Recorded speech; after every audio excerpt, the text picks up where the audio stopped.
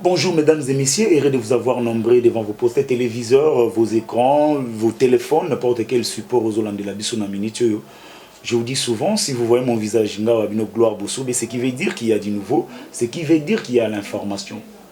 Quelle information? Hier nous étions tous en assemblée provinciale, vous avez suivi ce qui s'était passé. Personne n'a gardé sa langue dans sa poche. Godem po ya longi inyo sacré et bato pétition wana bazalaki bato lokuta et boyena boye mutunyo solo bagi na ndenge na Gentini ngobilana nerombungu. Je crois que j'étais le premier à l'axabino vidéo wana il y a la déclaration ya nerombungu. Ce qui se passe dans la ville de Kinshasa, Zandu et aussi Lacan. Tout ça pour votre service na kiti na ekoluka moko ya bayi pétitionniste. Boaka qui pétition pour des choix Godem Pouy. Alors je crois que lobby, ceux qui vous moniez, vous remarquez Longinae qu'il était au four et au moulin. Mais qu'est-ce qui a fait qu'il n'a pas tombé? Qu'est-ce qui a fait qu'il va courir? Est-ce que pétition Moussou est encore en gestation? On attend. Raison pour laquelle Naza, dans son bureau, c'est avec lui que nous allons parler. Il est honorable. Sans plus tarder, bonjour honorable. Bonjour, gloire. Honorable, boni santé, boni nzoto. Nzamba zobate la biso, toza malamu. Kolemba boye kaka banda bozwa ki mokatolobi ti lelo pasi wana ezo continuer. Te eza pasi te. Bakino bapesa bino musala ya koloka vérité. Yango ba presse ebele et pour ça na pembe na biso po eyeba vérité. To bandi ko loba banda ton ti siko to zoloba kaka to kopé to kolemba koloba te to koloba kaka parce qu'il faut te pesa kino vérité. Avant de nous tokota na makambo wana pétition, qu'est-ce que vous reprochez na Godem Pouy? Nini bozo reprocher na Godem Pouy, nini bozo ko akize? Et puis makambo wana ebandi ndenge nini po ekoma tina pétition? Oui, eza makambo ebandi na kati ya assemblée provinciale na biso. To constater musala ezo salema malamu te, ba député bazoloba loba, so bakutani mibale, misato balobi. Si vous avez 4, 5 balobi que gestion et assemblée provinciale les autres la malamuté. Biso nyonso to constater que et nini gestion et assemblée provinciale les a malamuté. Yango biso to zwaki mokano ya kozwa pétition pour to longola président et assemblée provinciale parce que to lobaka ke mbisi banda kopola na mutu. Malamu to lukana no mutu to longola yango tout le kamutu ya sika o eko kotam sa assemblée provinciale malam yango to zwaki pétition oyo ezana ba grief ebele o to retenir par rapport à la gestion de l'Assemblée provinciale. Et là, il y a des faut bailler Babiskanyos au Bazali, et zalo bazana Kinshasa, et zalo au Bazali Banda. Batunyo so bazoloba biloba, mais biso toza quand même la vérité des faits. Il y a un truc exposé en nous. Vérité en oezani. Vérité en nous, il y a un oyo. To reprocher Godem pour incompétence. Na kati incompétence tozo tala d'abord Assemblée provinciale Banda Ibanda et dit à mon côté de voter pour la ville à Kinshasa. Loi provinciale à mon côté. Mais vous allez à part budget budgétaire. Mais eza ebele fandi na batiroir. Donc au salaire beaucoup ici. Ba projet ezali, ba proposition ezali. Ba ministre batindeli biso ba projet na bango. Ba mi député mususu bazui ba proposition ya ba edi. Et fandi wana mutozo ki pe yango azate. D'abord non yeba ki kuna session passée. Avant de commencer la session à mars. Tout ça, il y a 4 plénières. Tant qu'il y a traité et dit budgétaire, ils géré la Kinshasa lelo. Biso assemblée provinciale to traité dans 2 jours. Ils a normalité. Contrôle parlementaire est athée. Assemblée provinciale est inefficace par rapport au gouvernement provincial. Contrôle les athées. Contrôle les athées. Donc, vous contrôlez la commission parlementaire, ils ont fonctionné. La commission permanente, ils ont salaté. Ils ont salaté. Pour ça, la ndengeni. Tu continues ndenge wanati wapi. Et en total, tout le monde non, ça ne va pas. Ba député traitement na bango eza malamu te. Ba administratif bazo futa matin ndenge esengeli. Bazana ba arriéré ya soki combien de mois. D'abord, soki ba futi bango, bazo futa bango na to oyo ancien président atikaki. Alors que dépréciation monétaire est très avancée. Il fallait tout améliorer conditions de vie na bango. Au-delà, il y a administratif, il y a assistant parlementaire.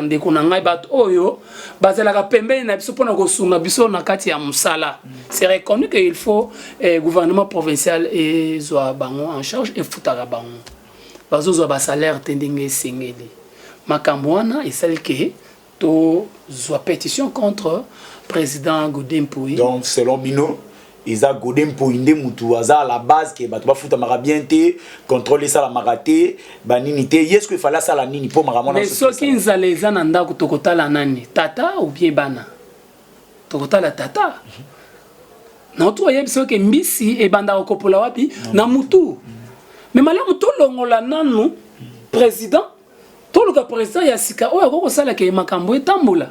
Au-delà, il y a un problème, il y a construction, il y a bâtiment, où il y a un ciment. Il y a une pétition, bambon et bimi et belé, mais bâtiment est aussi la thé. Valeur paye à bâtiment selon l'expert. Et ça, la valeur, il y a mbongo et bimité. Nous sommes des abafés. Ou tu relevé na kati ya pétition na biso pour nous relever tege lokola makambo zo tambola bien te malam to luka atika place to luka mokambi asika o ya ko gérer ni assemblée malam. Na ba formation na ba source ba tunsusu bazolo bakeno ezande union sacrée azolinga s'imposer na ba place union surtout.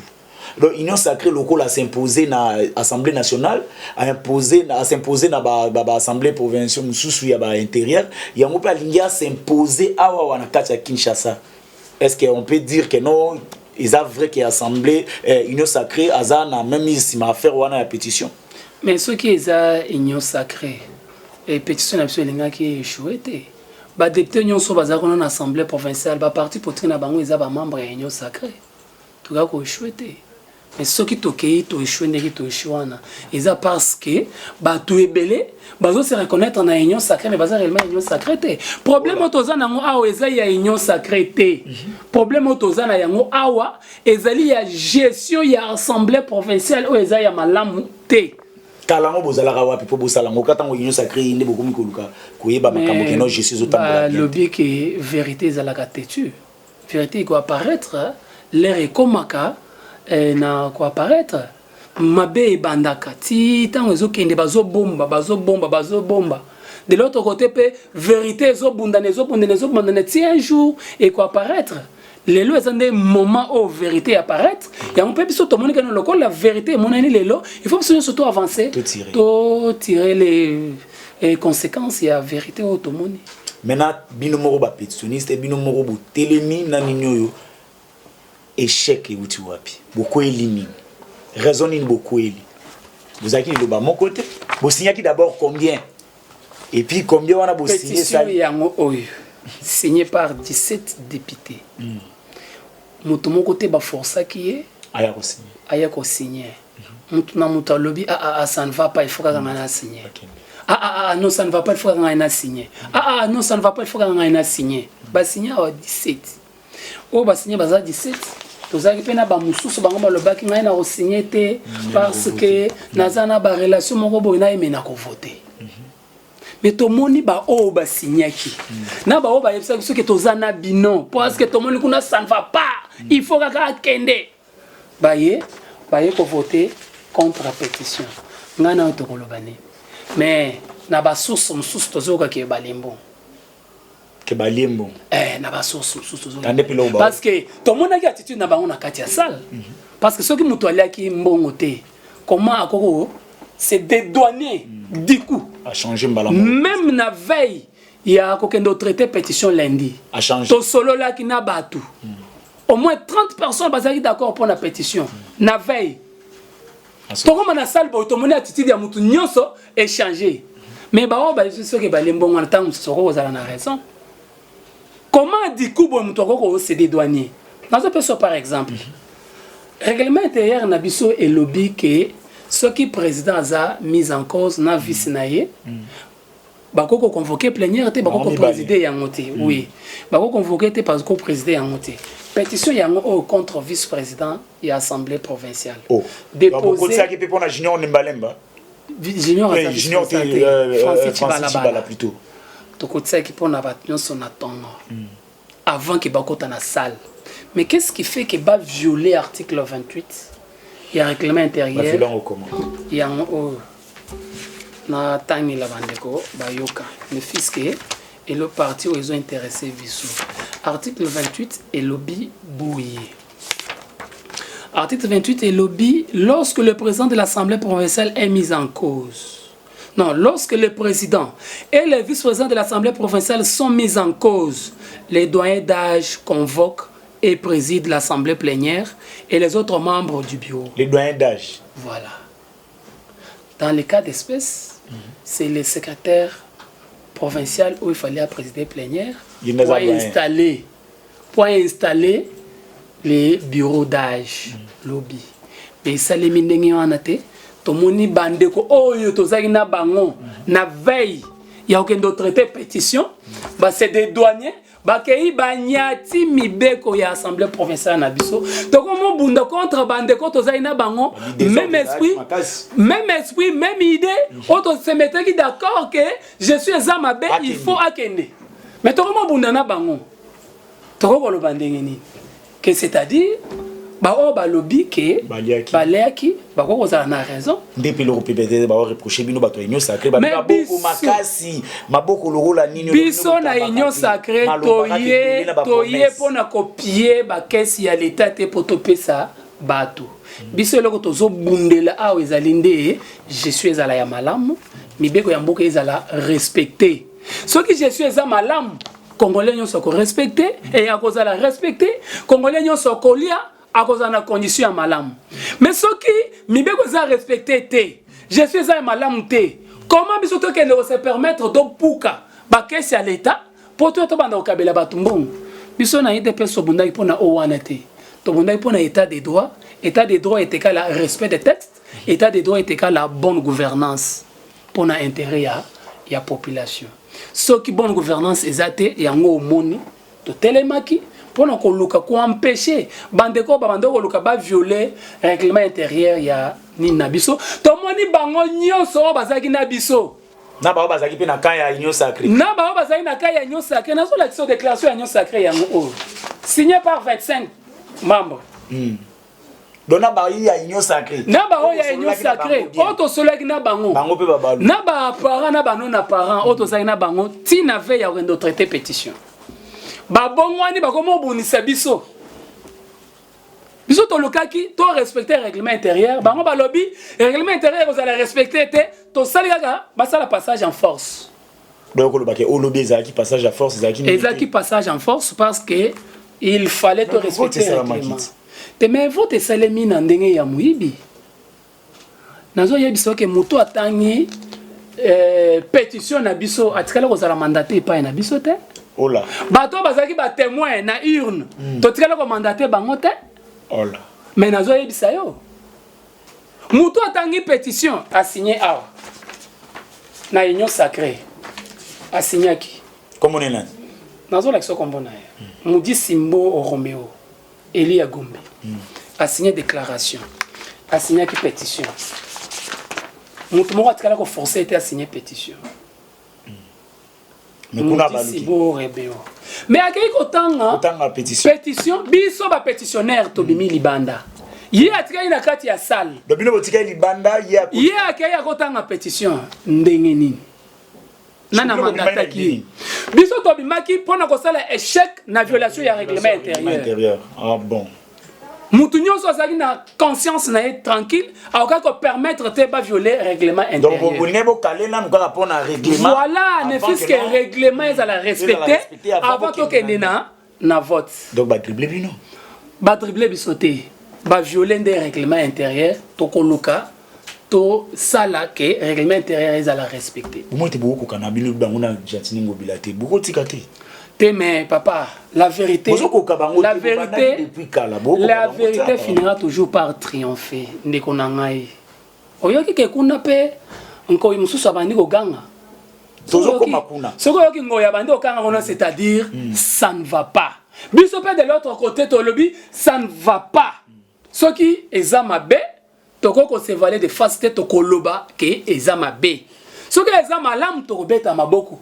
To ko accompagner mais ce que ça mabe to kon di maté mabe les cas mais sikoyo eloko nini bo prévoir c'est que ngi bo poliwana bo polina no botiki est-ce que le camus ça na sima tu sais continue ko ya to eloko mususu le camus mususu ezali nini batami ici o mibeko amboko na biso epesi biso ezaya ke lokola ba violer règlement intérieur na majorité na bango wana faut bo attaquer biso tozokende na ba instance judiciaire pour constater irrégularité, il y a tenu, il y a plénière, ou il reconduire Godin pour y président. Donc, vous avez na justice. Tozo kende na justice. Vous avez même bureau, vous avez même mani. Tozo kende ko attaquer tenu irrégulière, il y a plénière, il y a lobby.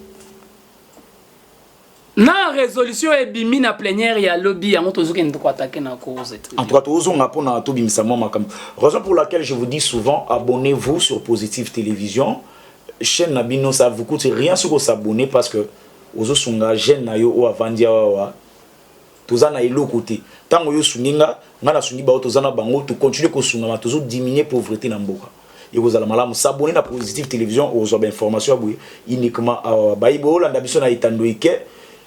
Numéro ya mwana eza na ba ya écran benga contribuer et kozala malamu. Honorable. Oui. Qu'est-ce qui se passe entre Ngobila na vice-gouverneur? Oyo yekomi ke non en akati kuna bokoki ko gérer yango te et komiti ebima pa na biso boyebi biso tozala so tozuli kamboto tika kati. Ebima ti pa na biso. Soki oyoki ngando ayebisi oke non soki oyoki ngolo ayebisi oke ngando azobela. Njimila ye parce que bango mibale bafandaka wapi na mai Nero Mbungu na Gentini Ngobila bango nyonso mibale bazaki élu sur la même liste bakei kosala mosala oyoki mena lelo Nero Mbungu azoganga le fils gouverneur alobi que ça ne va pas biso tozondimila ye que ça ne va pas alors c'est-à-dire gérer na kati et simbité à gérer na kati simbité yango a tomboli mungongo pona gonganga ni dépêche bu pona ka état de droit bolo bara vérité boko sarate honorable caméra ngwana oui nazota la caméra vrai ou faux que King Bopé tu na budget bon nakola batele King Bopé tu na budget mais sinon King Bopé tu na impact visibilité. Ça reste à vérifier chez moi. Le vice-gouverneur a déclaré un mot. Je peux aussi vérifier si réellement qu'il me peut être un budget. Ce que Kalawana projet wana ti avant ekota il est pas na binoté dans l'assemblée provinciale pour boyer bato bino ba honorable. Ce qui est le kaka il est qui zala na budget. Ce que les gars qui té comme mbala mon exécution ndenge. Ndé sika ozo ko tozolo baké une efficacité ya assemblée provinciale par rapport à exécutif provincial une efficacité ya mwana ezana makamsu les garabino ezana makamsu zo salema oh esengeli assemblée provinciale a fongolela ngo misu mais zo le ka assemblée provinciale azo yeba yango te nazo peso exemple problème ya Zando wana vous voulez que le président de la République aille na Zando biso ba député tozawana et ça la Sonia et ça la biso mabe problème ya nini il y a Nini Mama Yem. Vous voulez que les députés nationaux s'occupent d'un problème à Mama Yem, même si les députés provinciaux sont là. Mais Nazo Yabisayo que député, assemblée provinciale les a gérés par un bureau est présidé par le président Godin Pouy. Makambo bele zo sele manavine iza ndenge sengélité ba étouffer assemblée et ça la musala na ndenge sengélité. Na otu wa yebisa yo ke ba eli zo bimate contre parlementaire zo sala mate ba monsieur mi balé miné no tozala na yango na assemblée provinciale yango wana. Alors tozana ebele ya ko sala mais ezo sala mate. Na otu wa yebiso 4 plénières pour toute une session. Zando zana budget.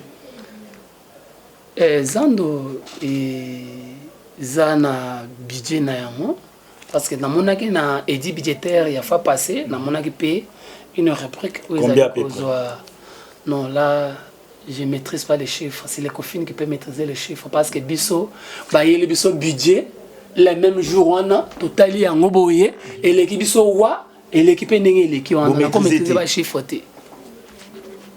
Est-ce que tu espérais que bana mboka pe ba espérer que zando wana pe ko ya ko baxer le remonter ko sala pe mamoro malamu ko zana délai mobwe moi muke o bana mboka ba kozela po délai ngo délai ba pe sur ces délai ni biso des photos tout na bino ba mais yango nga na zo to na yo pe que délai o ba pe sur ces délai ni c'est ça délai ezate musala ngo c'est bandi bino musala ngo est-ce que c'est bandi musala ngo ya zando ne c'est bandi qu'est-ce qui bloque eza contrat moko boy oh tozo comprendre té. Il faut tout le comprendre yango. Je continue le président de la République pas ya comprendre. Mais oyo ki ne rombunga yebisio ke eloko ba présenter le chef de l'État exam sous. Parce que biso lingito lo bani. Mais maintenant c'est mutu azana kati ya masolo. Ayebisio ke contrat ya zando ndenge basali yango eza yango te. Voilà, siko o lingito. Dona ko ba lakisa ki bino pesa yango te. Mutu moko a dribblé na bino député a dribblé na mokonza moko. Mais ce qui au monito lobby inefficacité. Et c'est inefficacité ezandi yango wana ti.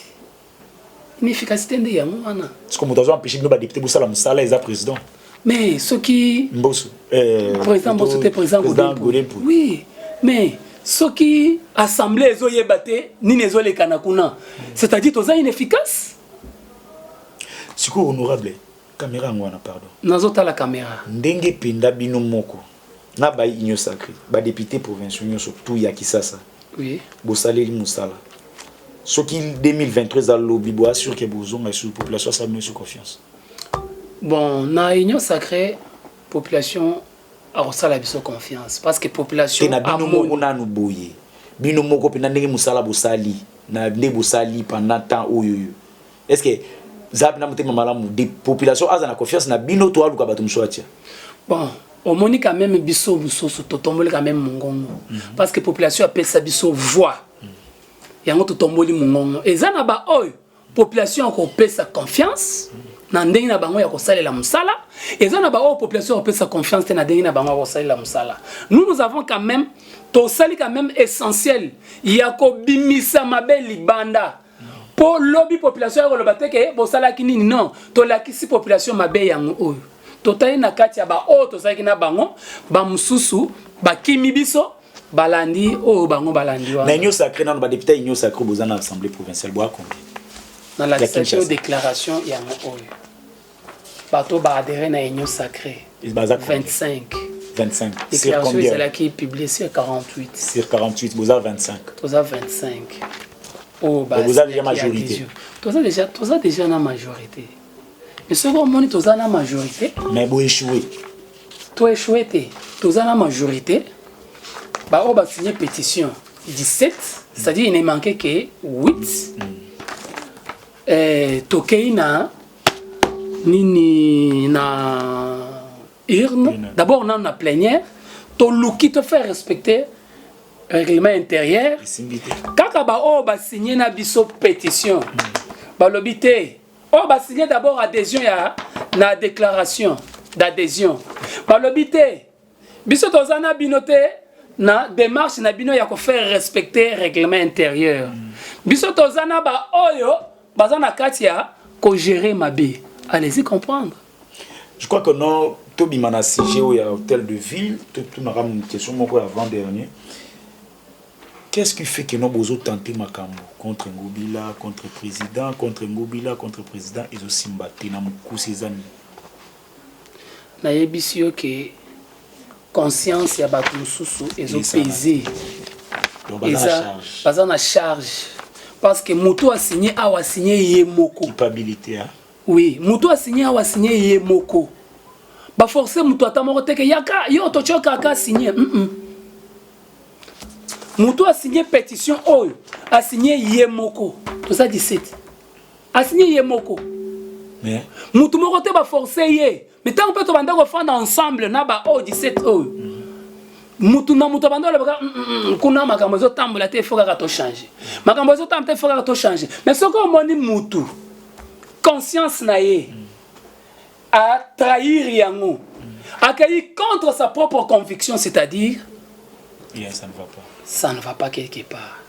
En tout cas, honorable Bino Bozana Katia Union Sacrée, qu'est-ce qui bloque le gouvernement, la sortie du gouvernement? On vous accuse aussi les gens de l'IDPS que Bino Bozana à la base. Il y a blocage du gouvernement. Biso IDPS toza à la base, il y a blocage du gouvernement. Nini kasi. Eza masolo ya Union Sacrée. C'est entre plusieurs formations politiques. Il faut ba o batinda, il faut ba o batinda, ba o pe batinda. Entre-temps, chef de l'État azana posé ya ba vertébré. Bato ba koya po ba kota na vision na ye, baza la makasi ya kolongola mboka na biso na kati ya poto poto. Ya kolongola mboka na biso na kati ya sous-développement to comme quand même pendant tout ce temps on a ina sama lukonde bazuna batongote te bato basi bazwami déjà na yebi ke baza déjà na ba dernier réglage kala mingte to ko gouvernement oyo ko songa biso pona changement yemona na kati ya mboka na biso. Honorable caméra yango wana nazota la caméra Union Sacrée za nini bana mboka bazoyeba te balobi bui mutu moko ayebisa kinga abi gloire tuna bango Union Sacrée za nini bakoye biso vision chef de l'État surtout ni bango vision chef de l'État neni ba biso Union Sacrée au juste Union Sacrée za nini bana mboka voilà nazoyebisa bana mboka boye Union Sacrée za mupepe ya sikawe beti na kati ya mboka mupepe wana eye pona ko panza libala we ezalaki entre FCC et cash toke menana gestion ya sika toke na gouvernance ya sika tokei na Union Sacrée eza mpepe oye pona ko longola misisa nyonso ya mabe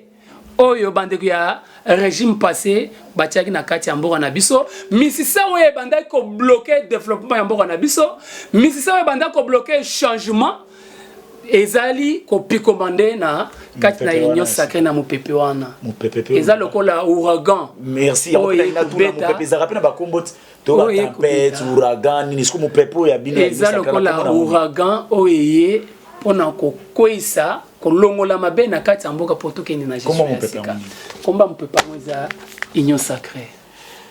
C'était là l'honorable, je l'avais réussi na ebisaki yo to awana positif ndi place ya kuzoba information en temps réel. Nous étions chez lui et à Yambibiso a pris cette opportunité tout solo lanaye s'abonner, ça va te coûter rien.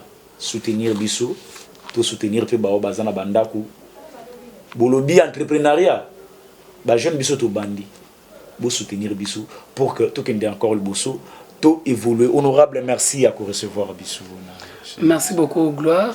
Merci na ba ndeko nyonso o bazolanda émission na biso eza na ba télévision eza na ba téléphone vraiment beau s'abonner ebele awa nde isika to kobanda ko zoba information ebele na temps réel na temps réel bano ya suka na ba olanda yo ba mona Union Sacrée ngo bazo ba mutuna makolote ba mona ka Union Sacrée bande banda mambuza ka mbulunga mbulunga liboso zalaki kabila zo bloquer kabila aza esusute o zalaki mabunda te o tambo mamba ki botika lisuka bino moko siko to komo yoka o Moïse o bemba ba des personnes de victimisation balinga ko se victimiser yebisa bana mboka liloba suko ba ozela mama malonga pa Union Sacrée na zo yebisa bana mboka bazala kimia kala mingte tozozo gouvernement na biso ya Union Sacrée oyo ekoya ko zongisa makambo ya malamu na kati ya mboka na biso na zo senga na ba kino nyonso ba se décourager te na oyo salami lobby